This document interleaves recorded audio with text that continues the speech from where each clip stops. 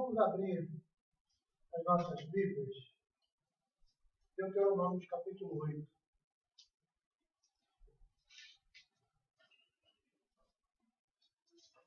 Deuteronômio capítulo 8. Vamos fazer a leitura do verso de 1 a 6. E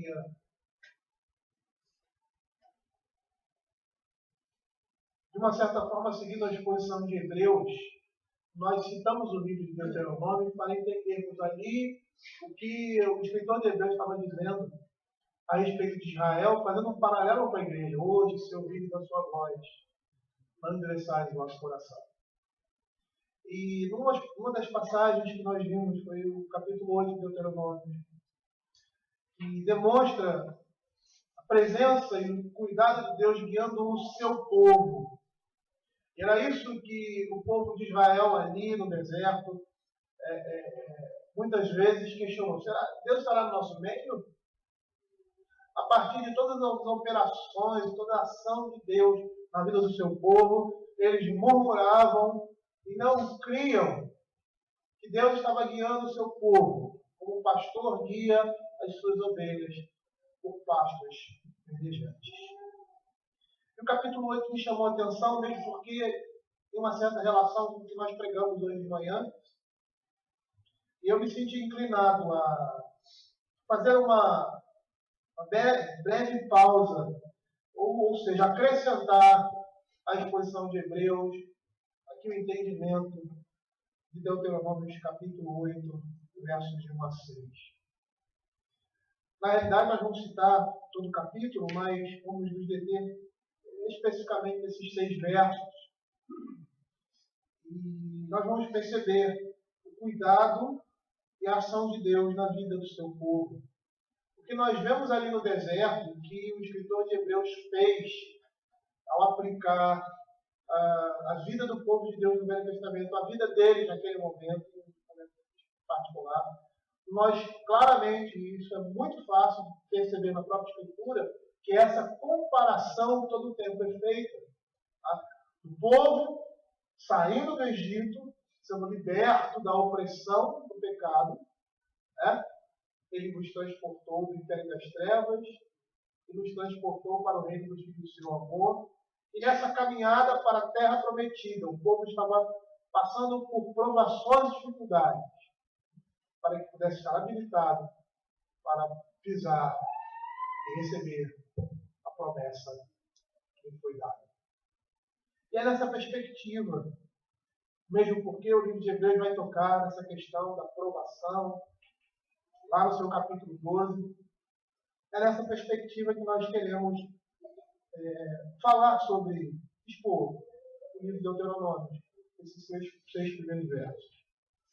E a palavra de Deus diz assim: cuidareis de cumprir todos os mandamentos que hoje vos ordeno, para que vivais e vos multipliqueis, e entreis e possuais a terra que o Senhor prometeu sob juramento a vossos pais. Recordar-te-ás de todo o caminho pelo qual o Senhor teu Deus te guiou no deserto, esses 40 anos, para te humilhar, para te provar, para saber o que estava no teu coração, se guardarias ou não os seus mandamentos. Ele te humilhou, te deixou ter fome e te sustentou com maná, que tu não conhecias, nem teus pais conheciam, para te dar a entender que nem só de pão viverá o homem, mas de tudo que procede da boca do Senhor viverá o homem. Nunca envelheceu a tua veste sobre ti, nem se inchou os teus pés nesses 40 anos. Sabe, pois, no teu coração, que como um homem disciplina seu filho, assim te disciplina o Senhor teu Deus. Guarda os mandamentos do Senhor teu Deus, para andares nos seus caminhos e o temeis. Queridos, nós vamos perceber que o escritor de Hebreus ele vai tocar em algumas questões e indiretamente desse texto, mais precisamente em alguns pontos ali de Números, e o próprio texto de Êxodo, quando o povo de Deus estava sendo guiado e provado, e nessa aprovação eles foram reprovados, porque murmuraram, porque não confiaram no Senhor. E nós vamos perceber aqui o cuidado de Deus para com o seu povo, nessa condução para a entrada da terra prometida. Nós vamos ver aqui, iniciando o capítulo, o povo em estado é chamado a obedecer o mandamento para que pudesse prosperar nessa terra, na terra que foi prometida aos seus antepassados. E neste capítulo, nós temos dois temas duplos empregados para chamar a atenção dos crentes à obediência à palavra de Deus. E esses dois temas duplos são lembrar e esquecer, deserto e terra prometida. A gente vai perceber que todo o tempo esses polos estarão se unindo, estarão sendo citados. E esses temas estão entrelaçados, eles vão nos levar a uma advertência solene, apresentada aqui no verso 17 a 20, quando ele diz assim: não digas, pois, no teu coração, a minha força e o poder do meu braço me adquiriram essas riquezas. Antes te lembrarás do Senhor teu Deus, porque é Ele que te dá a força para adquirir riqueza, para confirmar a sua aliança, que sob juramento prometeu a seus pais, como hoje te vê. Se te esqueceres do Senhor teu Deus, e andares após outros deuses, e os servires e os adorares, protesto hoje contra vós, que perecereis. Nós vamos perceber que esses versos aqui vão representar o perigo básico que aqueles irmãos, ou seja, que a família da fé, que o povo da fé pactual corria.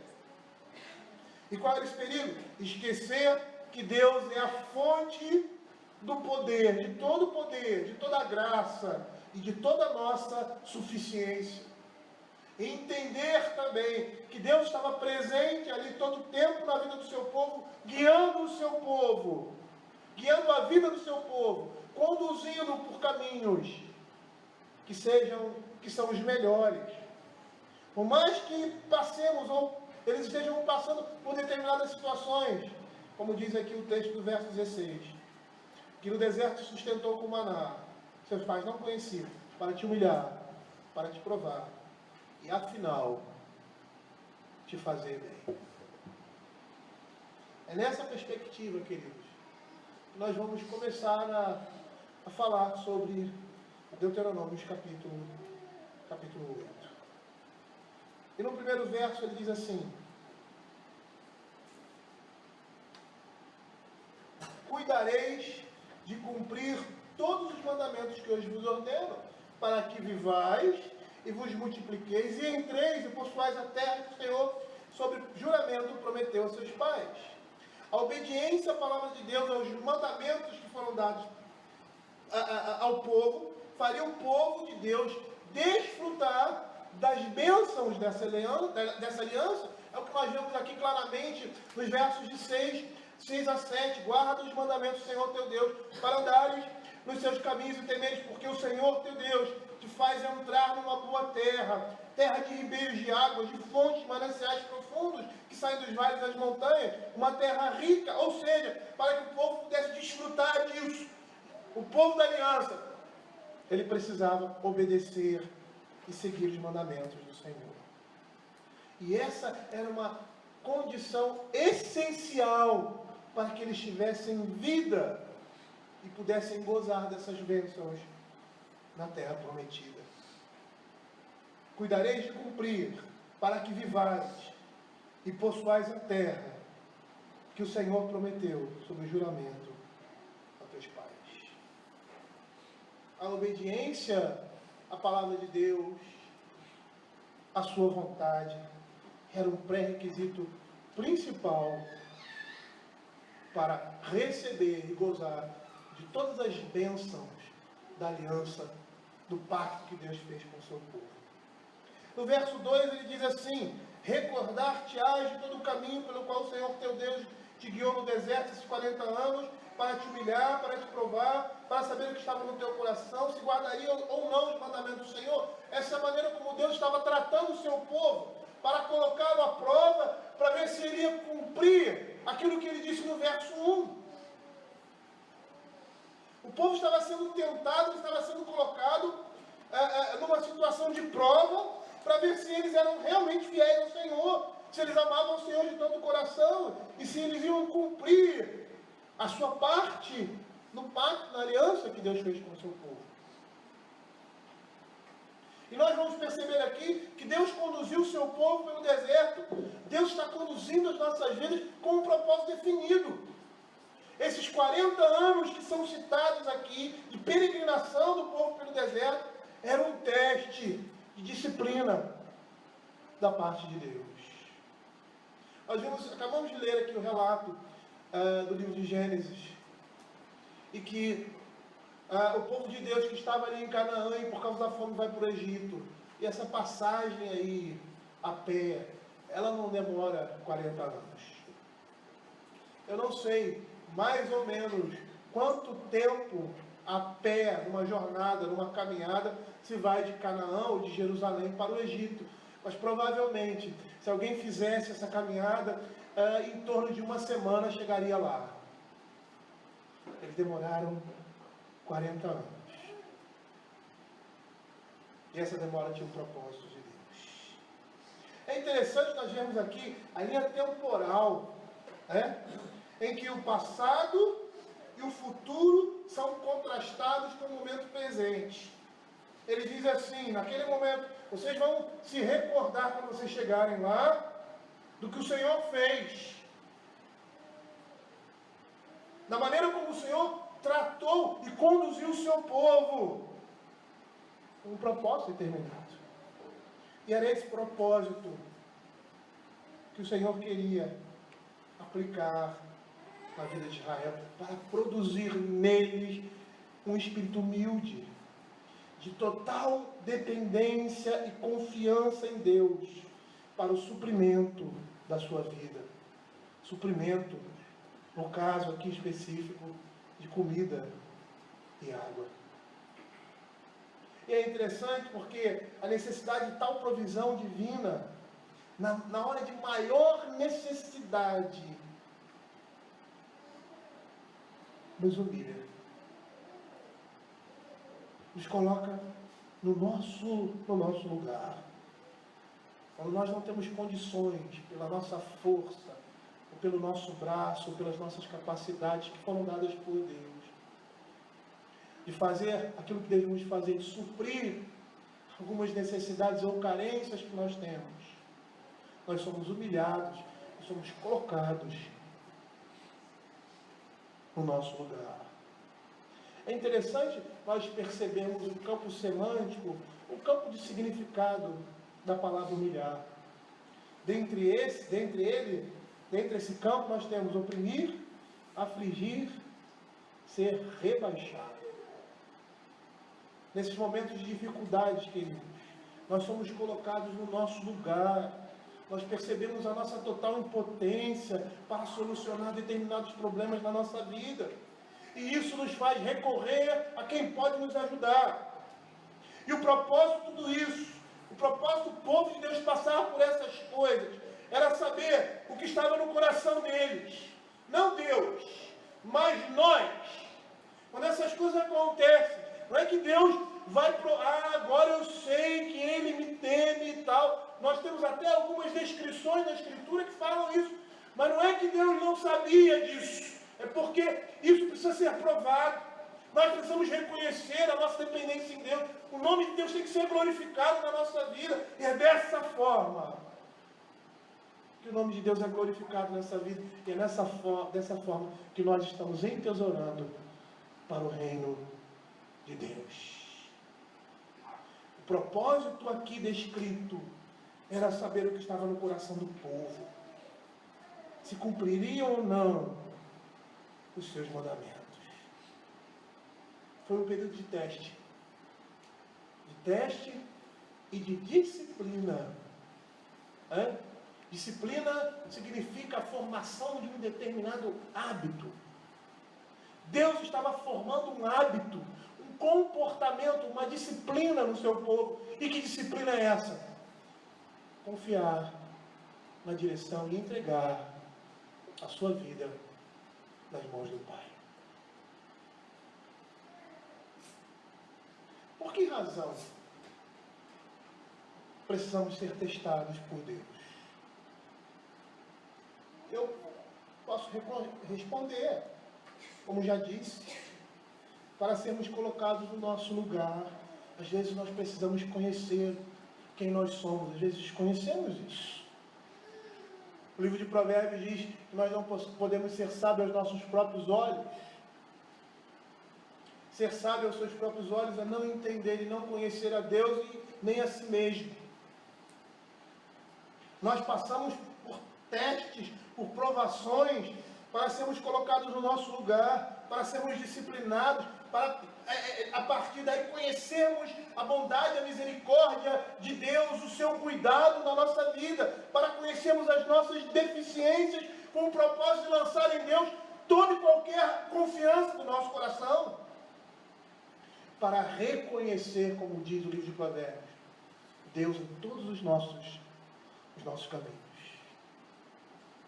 Eu poderia fazer aqui uma digressão para mostrar isso na própria Escritura, como por exemplo, Pedro.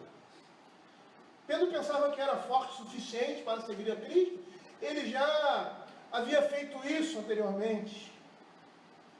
Entretanto, ele precisava saber que a sua fidelidade a Deus não era de todo verdadeira, que ele ainda não estava pronto. Abra Mateus capítulo 26, versos 33 e 35. Ele precisou passar por uma provação, por uma grande dificuldade, para perceber que não era lá tudo aquilo que ele pensava ser. Mateus 26, versos 33 a 35. Ainda que venhas a ser um tropeço para mim, para todos, nunca será para mim. Replicou Jesus: em verdade te digo que nessa mesma noite, antes que o galo cante, tu me negarás 3 vezes. Disse-lhe Pedro: ainda que me seja necessário morrer contigo, de modo nenhum te negarei. E todos os discípulos disseram o mesmo. Pedro precisou ser provado para lançar sua confiança em Deus e não nele mesmo. Foi isso que acontece com ele. Ele precisou ser humilhado para reconhecer as suas limitações. Nós vamos ver um texto paralelo lá em Lucas 22, versos de 60 a 62. A palavra de Deus dizendo assim: mas Pedro insistia. Eu escolhi esse texto por uma situação que nós temos aqui, que nós não temos nos outros evangelhos. O Senhor fixando os olhos em Pedro, no momento da sua negação dele. Mas Pedro insistia: homem, não compreendo o que dizes. E logo estando ele ainda a falar, cantou o galo. Então, voltando-se o Senhor, fixou os olhos em Pedro. E Pedro se lembrou da palavra do Senhor, como lhe dissera: hoje 3 vezes me negarás, antes de cantar o galo. Então Pedro saiu dali e chorou amargamente. Queridos, às vezes precisamos passar por determinadas situações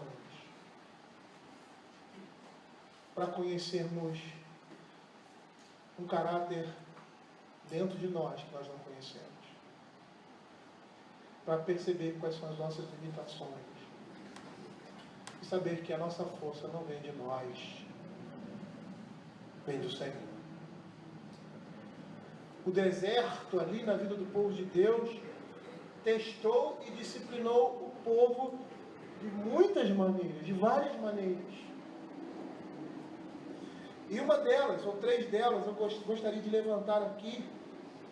A primeira, que a desolação do deserto removeu as inclinações e seguranças das quais o homem naturalmente depende e os fez voltar para Deus. E essa é uma realidade. Quando nós estamos numa situação de deserto, numa situação em que nós não podemos fazer nada, não existem meios ou instrumentos que nós podemos usar para resolver aquele problema, ou seja, lançar a nossa confiança em alguma coisa que não seja o Senhor, isso nos faz voltar para Deus e perceber que é só nele que nós vamos ter a resposta, que é só nele que nós teremos a solução. O povo deveria entender que o único que poderia prover força para a sua sobrevivência no deserto era o Senhor.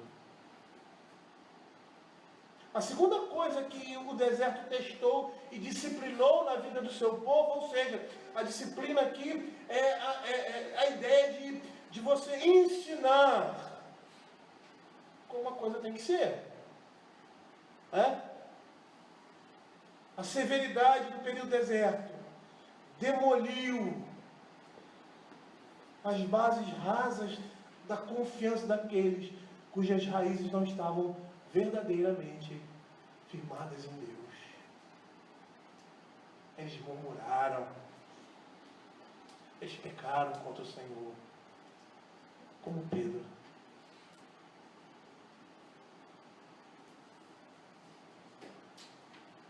E o terceiro aspecto aqui é que o deserto pode formar e quebrar um homem. Ele transforma a força de vontade e o caráter. É isso que as dificuldades fazem na vida de alguém. A força que o deserto pode dar não é a força da autossuficiência, da independência, mas é aquela que procede do conhecimento de Deus. É isso que faz as provações e as dificuldades na vida do povo de Deus. É para, afinal, nos fazer bem.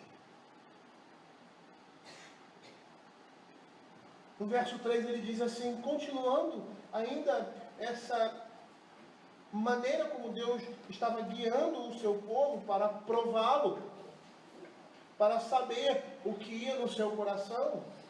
Ele te humilhou e te deixou ter fome e te sustentou com um maná que tu não conhecia, nem teus pais o conheciam, para te dar a entender que nem só de pão viverá o homem, mas de tudo que procede da boca do Senhor viverá o homem. Percebam aqui a finalidade de tudo isso. A necessidade aqui deles e a nossa vai nos ensinar muitas coisas a respeito de Deus e de nós mesmos. É isso que nós estamos vendo aqui. Quando o povo teve fome, Deus alimentou o seu povo com maná.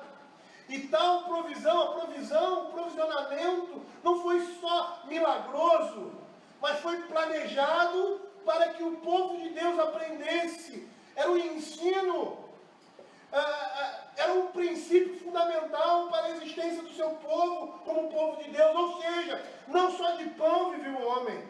A fonte básica da vida era Deus e as suas palavras dadas ao seu povo. Não era a segurança física, carnal, pura e simplesmente, o conforto e a facilidade. Porque isso eles tinham no Egito, mas debaixo da escravidão. Eles precisavam aprender que o homem não vive em função dessas coisas.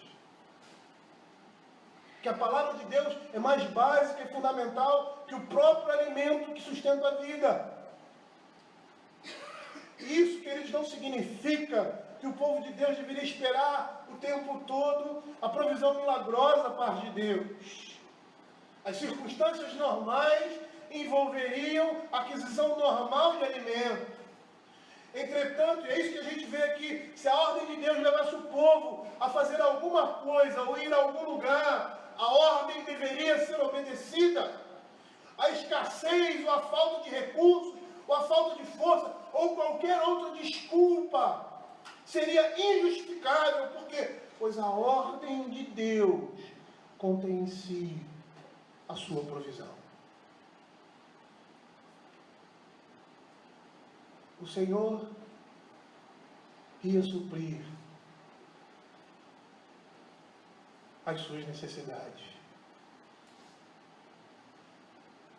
Porque essa era a vontade de Deus.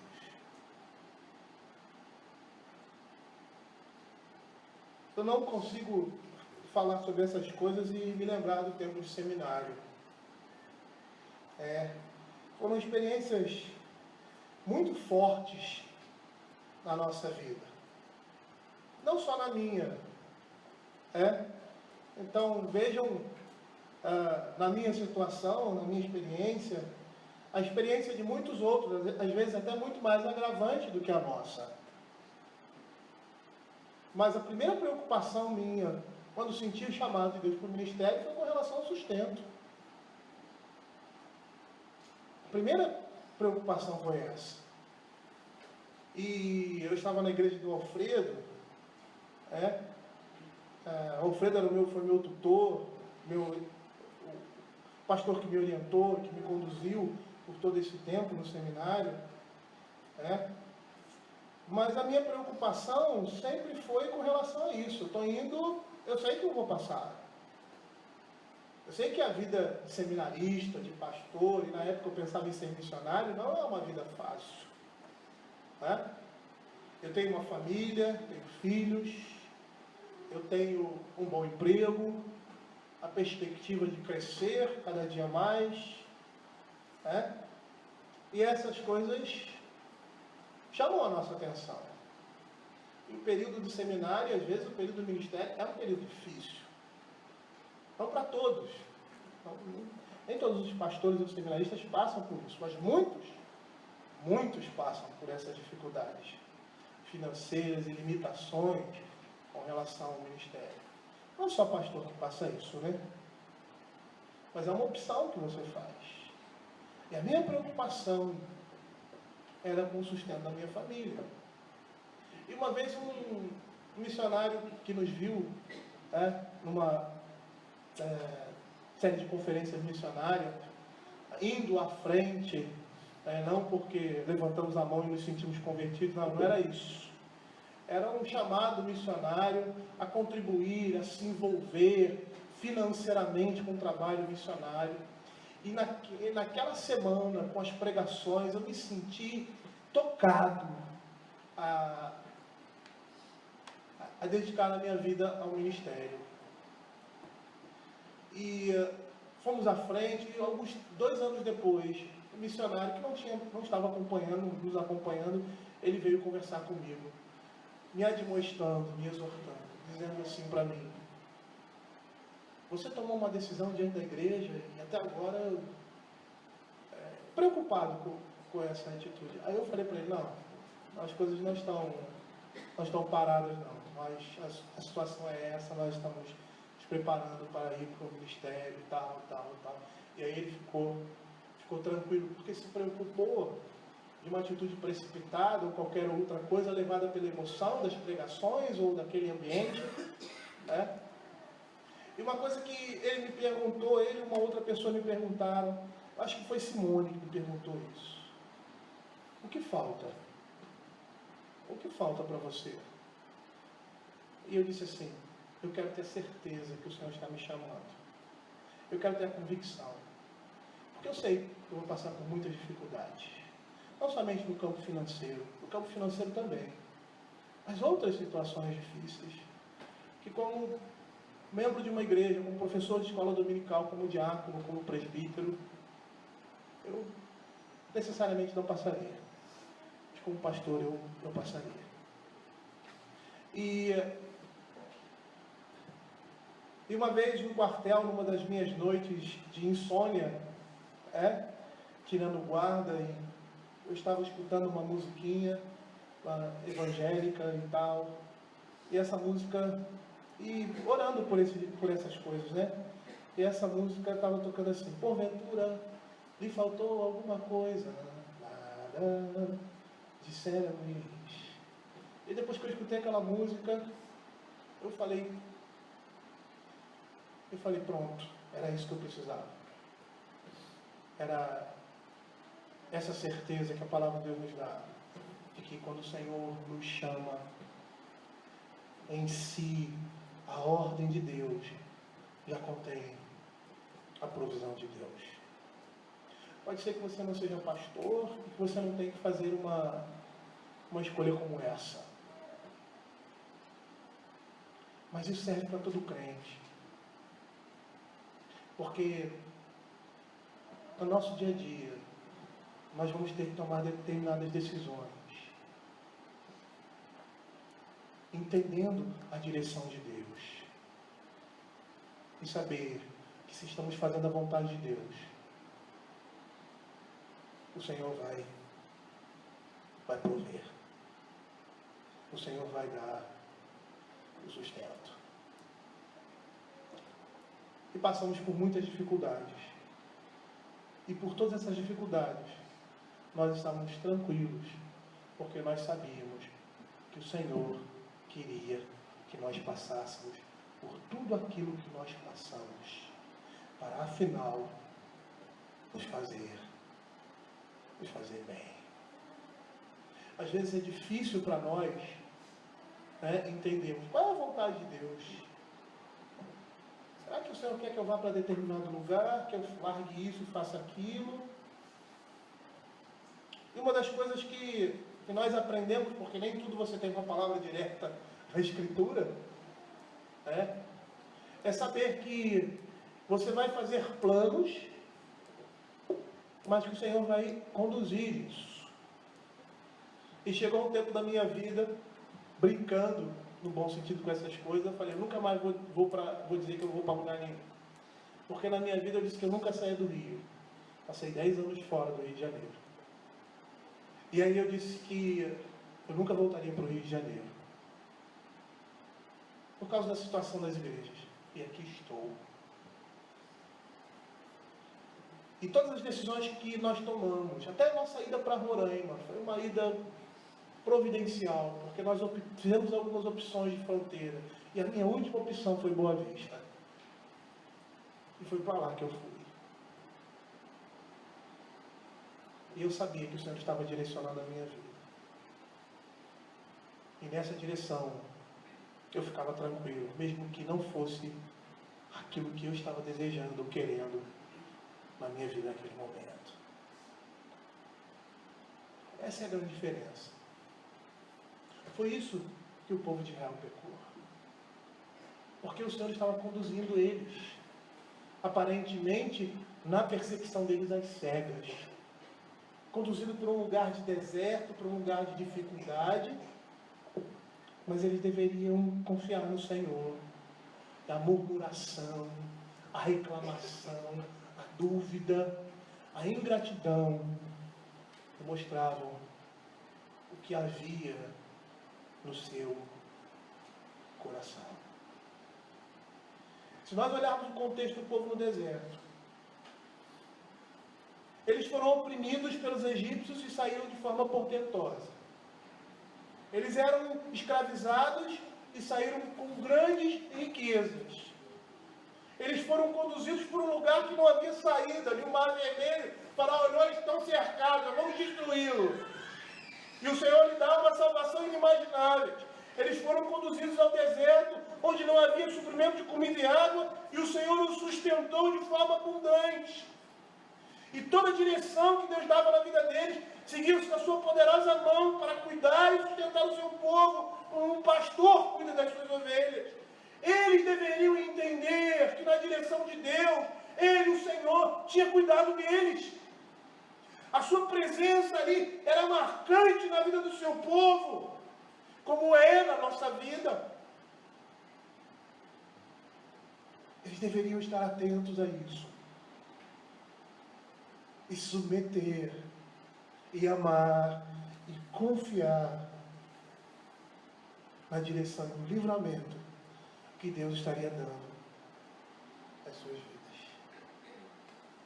É por isso que Jesus, lá no Novo Testamento, ele adverte seus discípulos que não deveriam voltar sua força e atenção para as coisas materiais, mas que eles deveriam buscar em primeiro lugar o reino de Deus.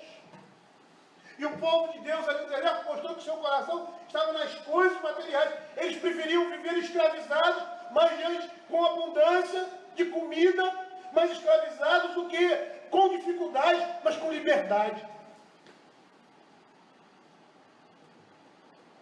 E no mundo secular, não existe um bem mais desejado, lutado, conquistado, ou guerreado, ou tentado se apossar do que a liberdade que o homem tem. A liberdade dele é o seu maior bem na sua vida. Se nós estamos falando de coisas que são mundanas e materiais, muito mais daquilo que é eterno. Eles preferiam estarem escravizados no pecado, mas tendo uma vida abundante, do que serem livres na dificuldade. foi isso que Moisés desejou. Como diz o livro de Hebreus. Ele abandonou a riqueza do palácio de Faraó e preferiu ser contado entre os escravos, porque almejava o reino eterno. Por isso Jesus, lá em Mateus capítulo 6, verso 25, ele vai advertir os seus discípulos que não deveriam voltar a sua força e atenção para as coisas materiais, mas que deveriam buscar em primeiro lugar o reino de Deus. E a palavra de Deus diz assim: por isso vos digo, não andeis ansiosos pela vossa vida, quanto que é a vez de comer ou beber, nem pelo vosso corpo, quanto que é a vez de vestir. Não é a vida mais do que alimento e o corpo mais do que as vestes? Ou seja, tomar essas coisas como a razão das suas vidas, como a coisa mais importante.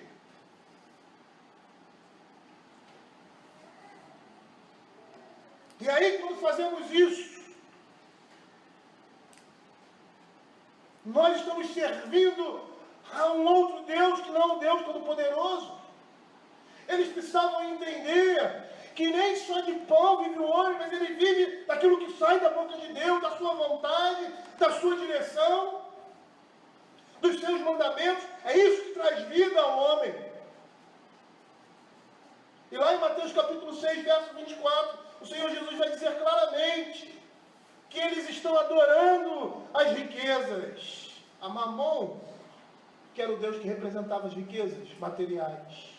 Ninguém pode servir a dois senhores, porque há de aborrecer-se de um e amar ao outro, ou se devotará a um e desprezará o outro, não poder servir a Deus e as riquezas. A preocupação excessiva com essas coisas demonstra uma idolatria no coração do homem, como aqueles homens estavam demonstrando ali. Eles preferiam estar debaixo da opressão, mas sendo alimentados, tendo conforto, do que tendo liberdade e passando dificuldade, provações. Eles deveriam buscar em primeiro lugar o reino de Deus. Como diz lá em Mateus capítulo 6, verso 32 e 33. Vosso Pai Celeste sabe que necessitais dessas coisas. Nós precisamos ser lembrados todo o tempo que o Senhor sabe das nossas necessidades. E como nós vimos ali de manhã, o Senhor supre as nossas necessidades, até mesmo no deserto.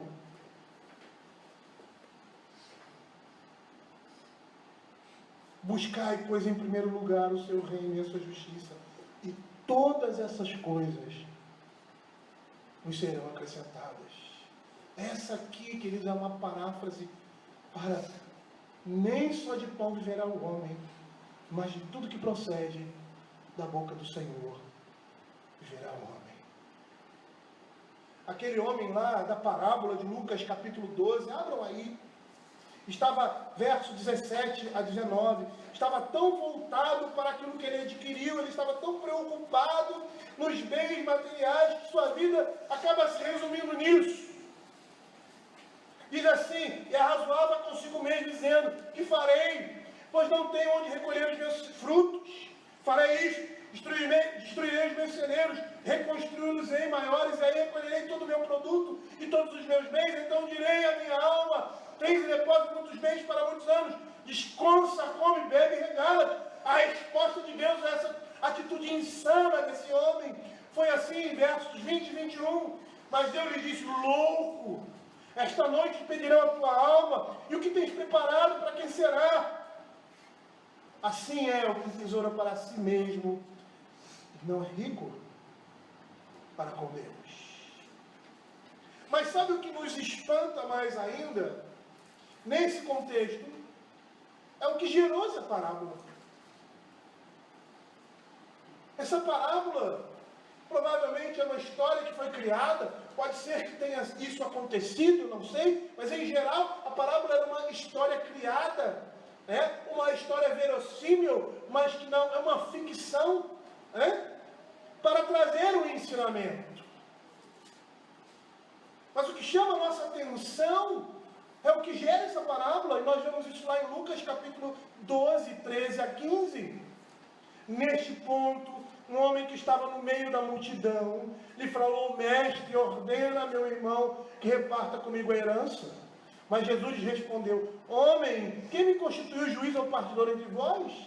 Então lhes recomendou: tende cuidado e guardai de toda e qualquer avareza, porque a vida de um homem não consiste na abundância dos bens que ele possui. Nós não sabemos as condições ou circunstâncias que envolviam a questão, mas uma coisa sabemos, que aquele jovem que estava pleiteando provavelmente uma causa justa, uma possível causa justa, tinha no seu coração, porque foi isso que Deus identificou, ou seja, que Cristo identificou na vida dele, uma paixão desordenada pelas possessões materiais.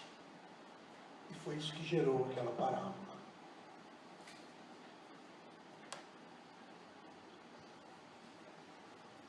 O povo de Deus, queridos, murmurava toda vez que se via em dificuldade, quando os recursos eram escassos. Sabe o que eles estavam mostrando? Eles estavam mostrando que o Deus dele eram essas coisas. Que a sua mente, o seu coração confiava nessas coisas, porque quando essas coisas falhavam, eles murmuravam contra o Senhor constantemente. Abram aí Êxodo, capítulo 16, verso 3. Olha o que diz: disseram-lhe, pois, os filhos de Israel: quem nos dera tivéssemos morrido pela mão do Senhor na terra do Egito, quando estávamos sentados junto às panelas de carne e comíamos pão a fartar, pois nos trouxeste a esse deserto para matar de fome toda essa multidão. E porque o Senhor trouxe para que eles entendessem que nem só de pão vive o homem, mas vive pela boca de Deus. Para entender que essas coisas materiais não são importantes na sua vida, são instrumentos de Deus na vida deles, mas que eles não deveriam colocar o coração nisso, mas colocar o seu coração e a sua confiança no Senhor. Capítulo 17 de Êxodo, verso 3. Mais uma vez, o povo murmurava toda vez que se via em dificuldade, quando os recursos eram escassos. Eles não entendiam que aquele momento de dificuldade, aquele momento de provação, aquele momento de deserto, era um momento para aprender alguma coisa que Deus estava querendo ensinar.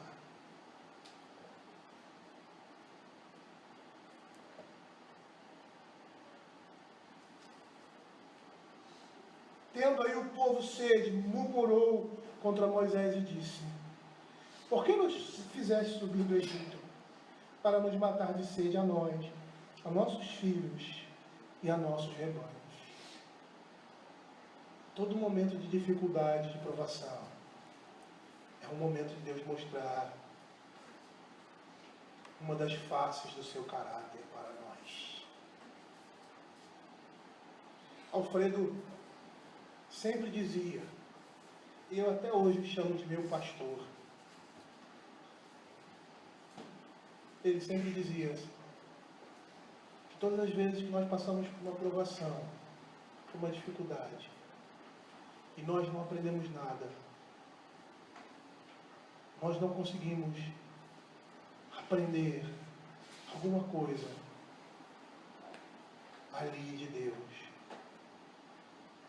teremos que sofrer novamente. Certa vez um pregador pregando sobre 2 Coríntios, se eu não me engano, isso, a situação de Paulo ali na Macedônia, que ele se desesperou da própria vida e pensou que ia morrer. E nessa pregação ele disse o seguinte: nós vamos passar por várias dificuldades na nossa vida, e pode ser que você não compreenda hoje, ou nunca venha compreender, por que você passou por aquilo. Se isso acontecer, e que pode acontecer, o que nós podemos tirar disso é que toda e qualquer dificuldade, toda e qualquer provação, mesmo que nós não entendamos os motivos que estejam relacionados diretamente, servem para nós exercitarmos a nossa confiança no Senhor. Mesmo que você não entenda por que você está passando por isso. Uma coisa com isso o Senhor quer fazer na sua vida. Fazer com que você aprenda a confiar nele. Eles deveriam aprender a confiar no Senhor depois de tantas provas claras da ação de Deus no seu povo, no meio do seu povo. Não só de pão viverá o homem, mas de tudo o que procede da boca do Senhor viverá o homem. O princípio contido nesse verso também foi aplicado por Jesus na sua própria vida. Ali no período de tentação no deserto, ele foi levado ali ao deserto, no capítulo 4 de Mateus, verso 3 e 4, a narrativa ali do deserto. Ele foi levado pelo Espírito Santo e foi tentado a realizar um milagre para transformar as pedras em pães, porque estava com fome.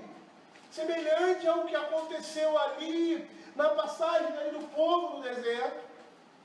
Mas Jesus não realizou o milagre, porque ele sabia que era sustentado por Deus. E após a tentação, é isso que ocorre. Os anjos vêm e o servem. E ele diz isso. Não só de pão viverá o homem, quando Satanás o tenta da seguinte forma. Então o tentador, aproximando, lhe disse: se és filho de Deus, manda que essas pedras se transformem em pães. Jesus, porém, respondeu: está escrito, não só de pão viverá o homem, mas de toda palavra que procede da boca de Deus. O objetivo de Satanás, com isso, é destruir a confiança do Filho na vontade e no poder do Pai, para sustentá-lo. Ali, se ele fizesse isso, ele estaria assumindo inteiramente o controle das coisas e anuindo ao conselho de Satanás em não crer em Deus, em que ele estava conduzindo todas as coisas e no momento oportuno sustentaria as suas necessidades, se assim fosse a sua vontade, mas jamais o abandonaria.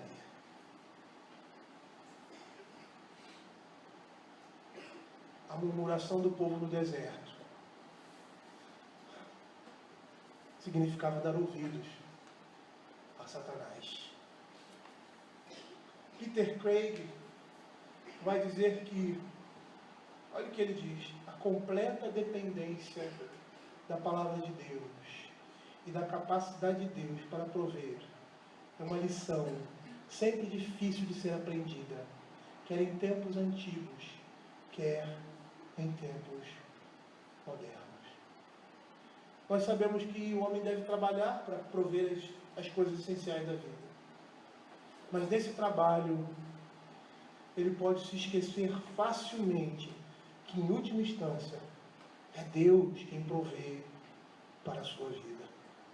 Como nós vemos aqui no verso 11 do capítulo 8, que diz assim: guarda-te, não te esqueças do Senhor teu Deus, não cumprindo os seus mandamentos, os seus juízos, os seus estatutos que hoje te ordeno, para não suceder que depois de teres comido estiveres farto, depois de haver edificado boas casas e morados nelas, depois de multiplicar os seus gados e os seus rebanhos, se aumentarem a tua prata e o teu ouro, e ser abundante tudo quanto tem, se eleve o teu coração e te esqueças do Senhor teu Deus, que te tirou da terra do Egito e da casa da servidão. Percebam aqui o ensinamento do Senhor. Por que Ele deixou o seu povo? Por que Ele disciplinou o seu povo dessa forma, deixando ele ter fome e sustentando, deixando ter sede e sustentando, mostrando ali, através da sua ação, da humilhação, da prova, das dificuldades, que o homem não poderia viver somente do pão, mas que tudo que procede da boca de Deus. Por que Ele fez isso? Porque a nossa tendência é nos esquecermos do Senhor quando somos colocados numa situação de conforto. É isso que ele está mostrando aqui.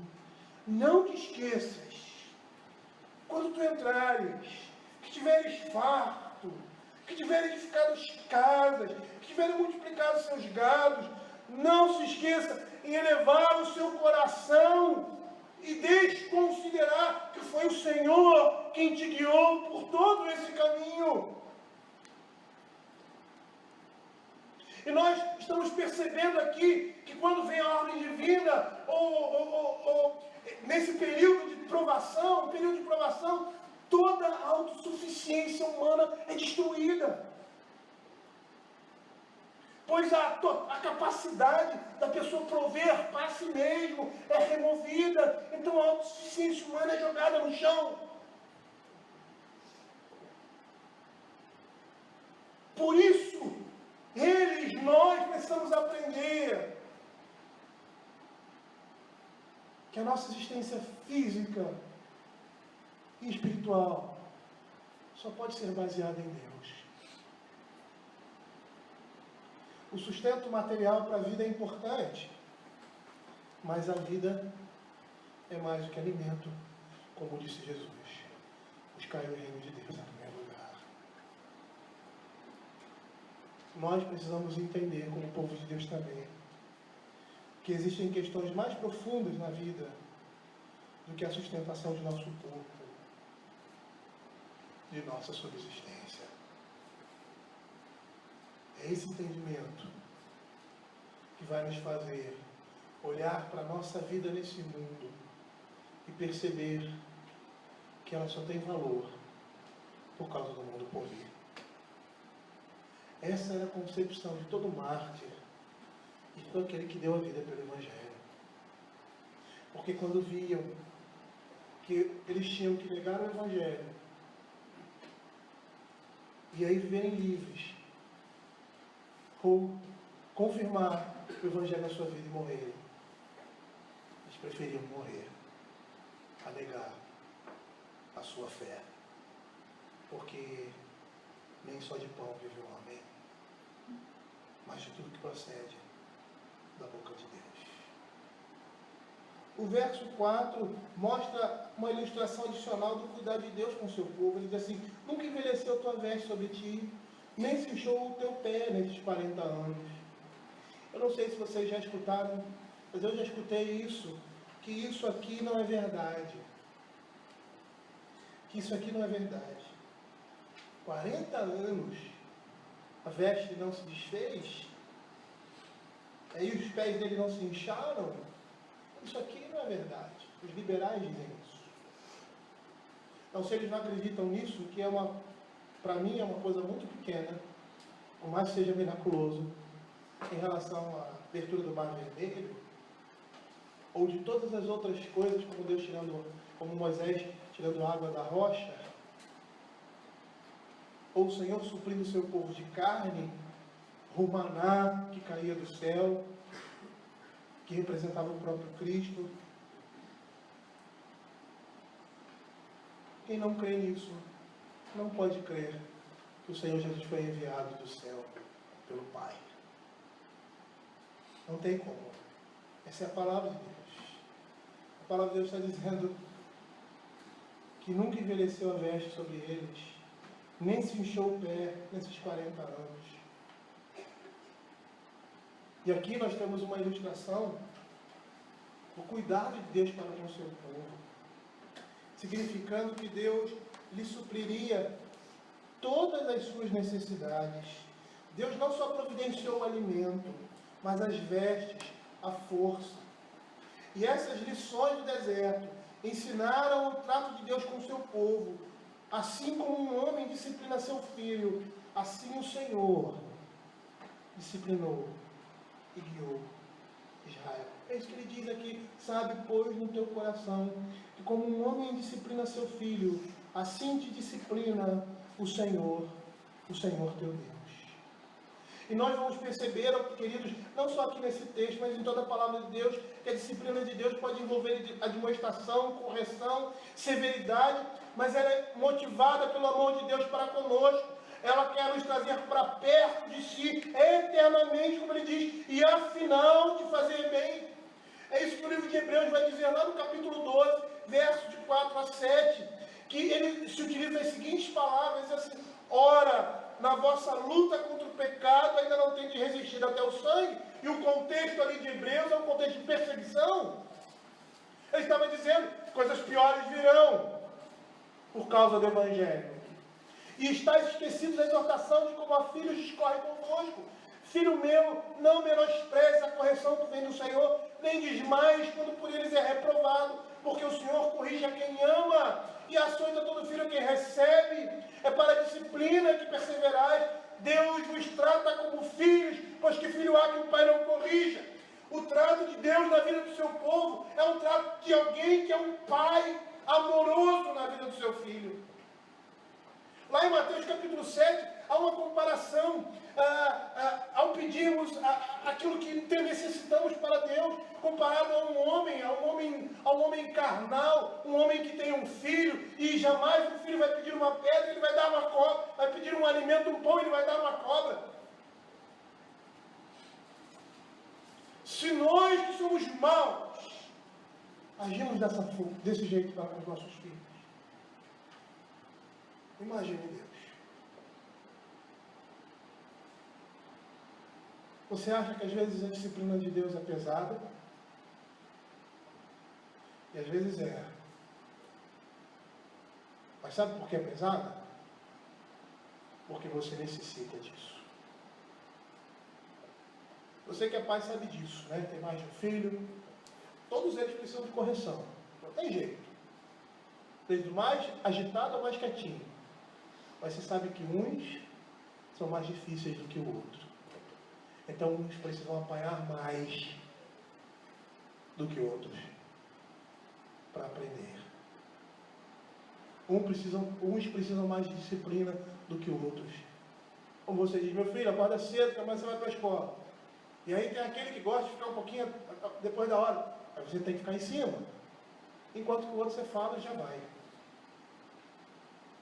Nós somos assim. Se você deixar aquele outro que atende mais rápido, que é mais disciplinado do jeito que ele quiser, ele vai fazer igual ao outro.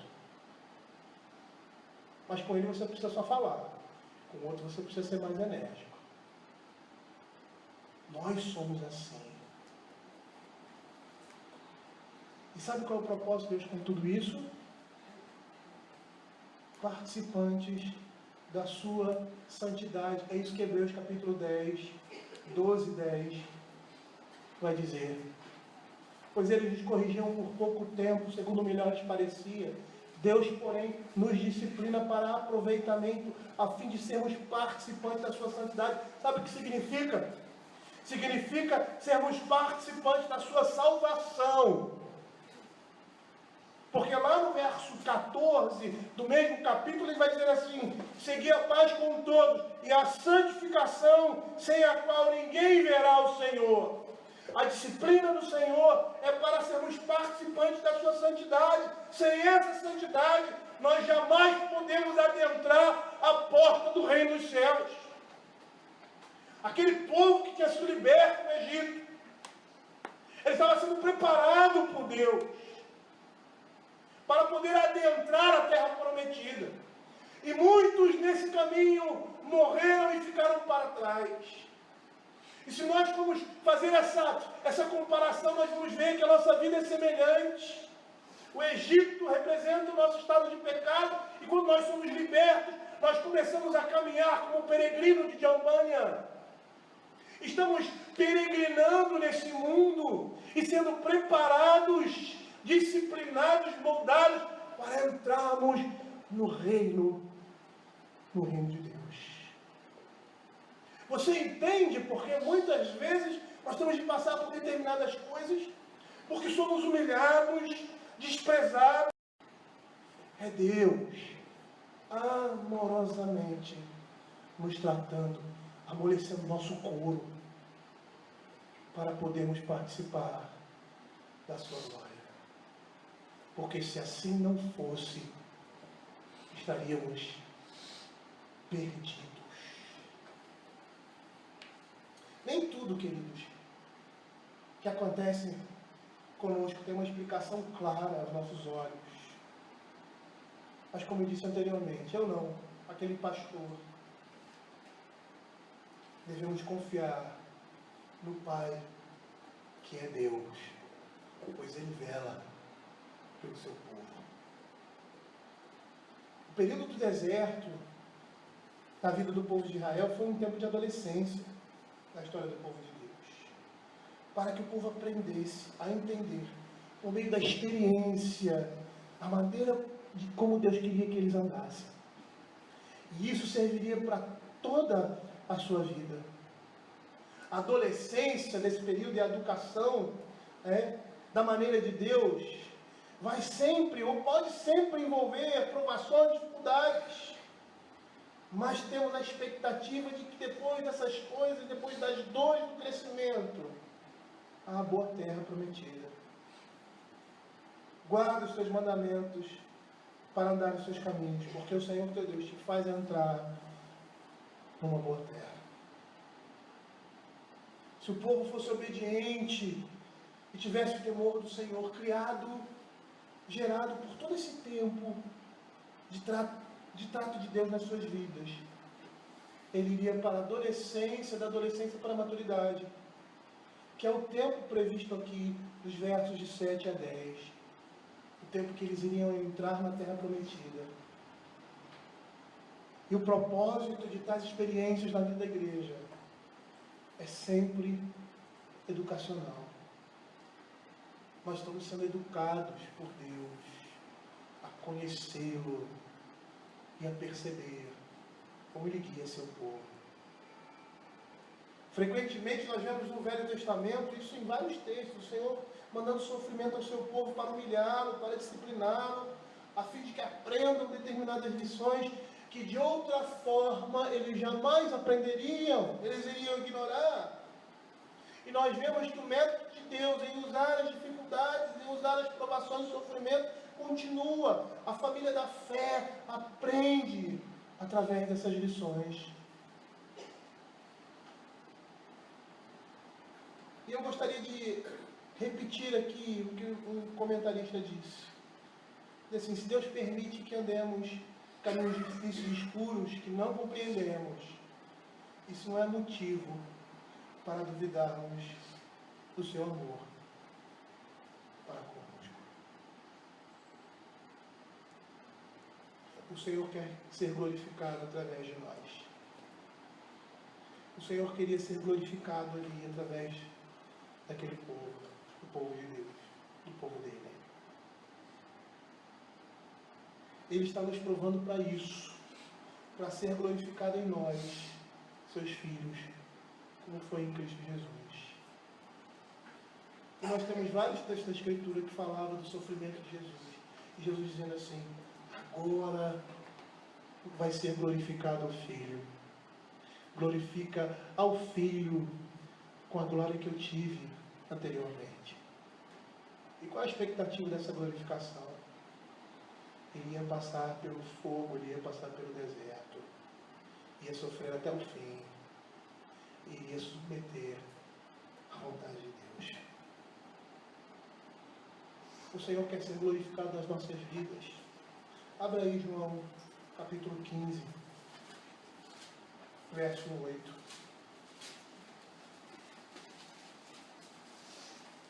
Nisto é glorificado meu Pai, em que deis muito fruto, e assim vos tornareis meus discípulos.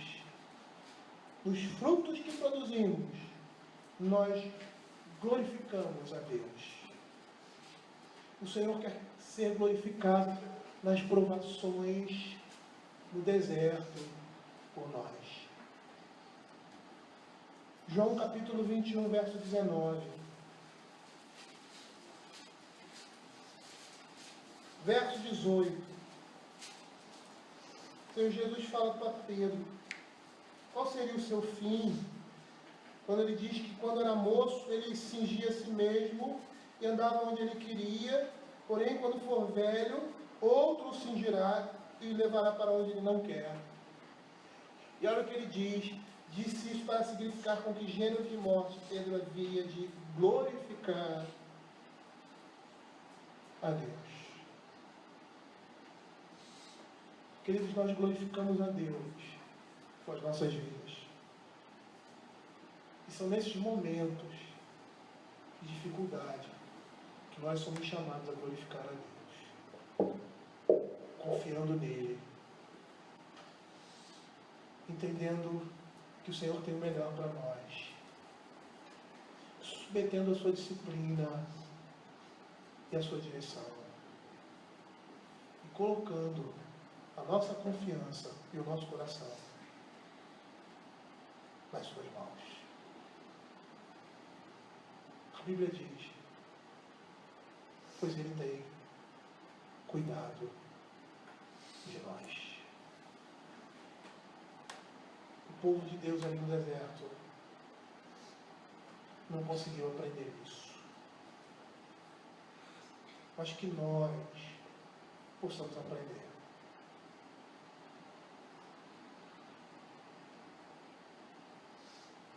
E quando nós aprendemos isso, não quer dizer que nós somos melhores ou mais inteligentes, melhor, não é nada disso. É porque nos tornamos sábios aos olhos de Deus.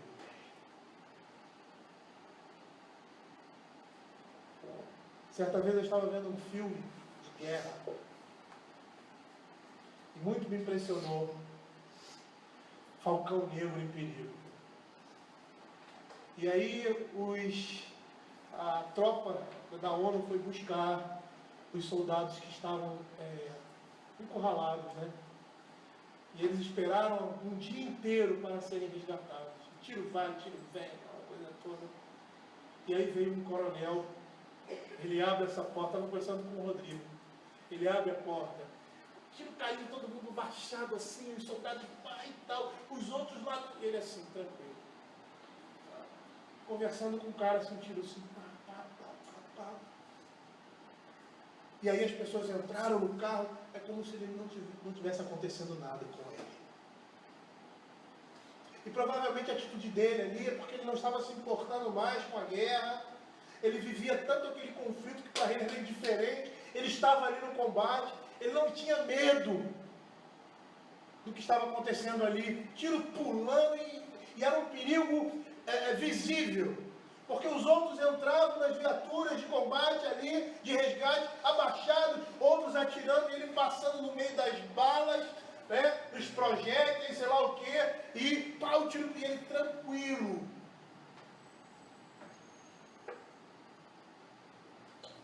É dessa forma que o Senhor quer que seja a nossa atitude do crente, diante das provações. Não é que a gente vai se jogar em frente a essas balas, ou esses projéteis do queiro. Mas é a confiança que nós temos em Deus que nos faz andar assim, sem medo, sem temor.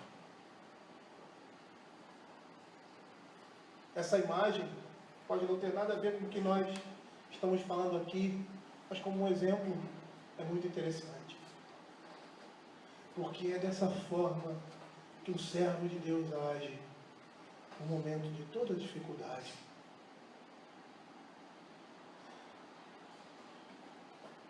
Certa vez na história da igreja, é uma história que eu li na revista dos Puritanos, eu li indiretamente.